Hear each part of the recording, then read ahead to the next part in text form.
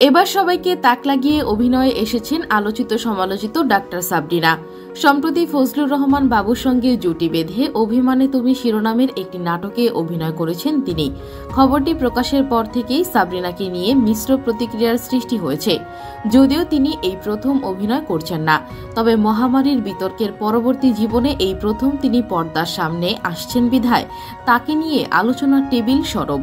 বর্তমান সময়ের আলোচিত সমালোচিত নাম ডাক্তার সাবরিনা।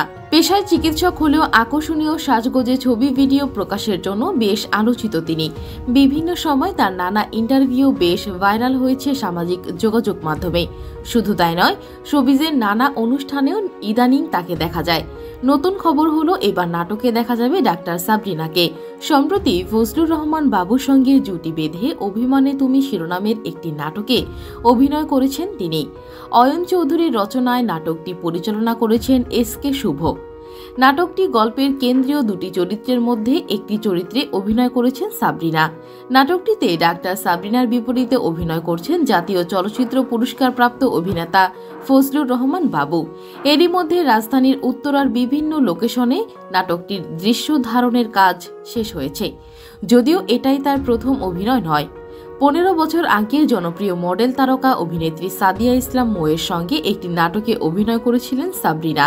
এরপর পেশাগত কাজে ব্যস্ত হয়ে পড়ায় অভিনয়ে সময় দিতে পারেননি তিনি। অবশেষে আবারও দাঁড়ালেন ক্যামেরার সামনে। এই প্রসঙ্গে ডাক্তার সাবরিনা বলেন, আমি যে কোনো কাজই ভীষণ সিরিয়াসলি করি, অভিনয়ের ক্ষেত্রেও ঠিক তাই হয়েছে। পরিচালক যেভাবে আমাকে চরিত্র বুঝিয়ে দিয়ে যেভাবে অভিনয় করতে বলেছেন, আমি সেভাবেই করার শতভাগ চেষ্টা করছি। কেমন করেছি তা অবশ্য নাটকটি প্রচারের পর দর্শকরাই বলতে পারবেন। তিনি আরো বলেন, আমার সহশিল্পী শ্রদ্ধেয় ফজলুর রহমান বাবু ভাই ভীষণ সহযোগিতা করেছেন। অভিনয় ভীষণ চ্যালেঞ্জিং একটি বিষয়। যেহেতু অভিনয়ের প্রতি অনেক আগে থেকে একটা ভালো লাগা ছিল, তাই অনেক দেরিতে হলে আবারও চ্যালেঞ্জিং এর এই জায়গাটা নতুন করে বোঝার চেষ্টা করছি।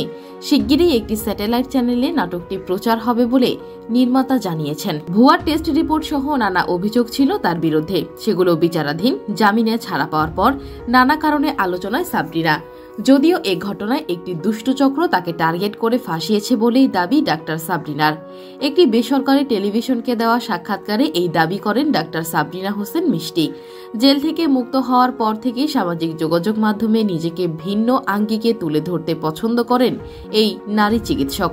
কিন্তু কারাবাস শেষে হাইকোর্টের আদেশে জামিনে বের হলেও এত কিছুর পরেও তার নেই কোনো অনুশোচনা।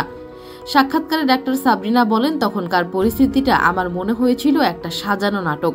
হারুন সাহেব এই নাটকটা প্লে করেছেন নিশ্চয়ই নিজের ইচ্ছায় নয়, ওপর থেকে কোনো মাস্টার মাইন্ড তাকে বলেছেন। অভিযোগে জানা যায়, মহামারীর সময় নমুনা সংগ্রহ না করেই 27,000 মানুষকে দেওয়া হয় রিপোর্ট। এর বেশিরভাগই প্রমাণ হয় ভুয়া বলে। এরপর সাবরিনার স্বামী জেকিজির প্রধান নির্বাহী কর্মকর্তা আরিফ চৌধুরীর বিরুদ্ধে ভুয়া টেস্টের সার্টিফিকেট দেওয়ার অভিযোগ আসে। এ ঘটনায় তাকে 2020 সালের 23 জুন এবং ডাক্তার সাবরিনাকেও একই মামলায় 12 জুলাই গ্রেপ্তার করে পুলিশ। আর 2020 সালের 23 জুন সিলগালা হয়ে যায় জেকেজি হেলথ কেয়ার নামের ওই প্রতিষ্ঠানটি। এদিকে পেশায় চিকিৎসক হলেও আকর্ষণীয় সাজগোজে ছবি ভিডিওর জন্য বেশ আলোচিত তিনি। বিভিন্ন সময় তার নানা ইন্টারভিউ বেশ ভাইরাল হয়েছে সামাজিক যোগাযোগ মাধ্যমে। শুধু তাই নয়, শোবিজের নানা অনুষ্ঠানেও ইদানিং দেখা যায় তাকে।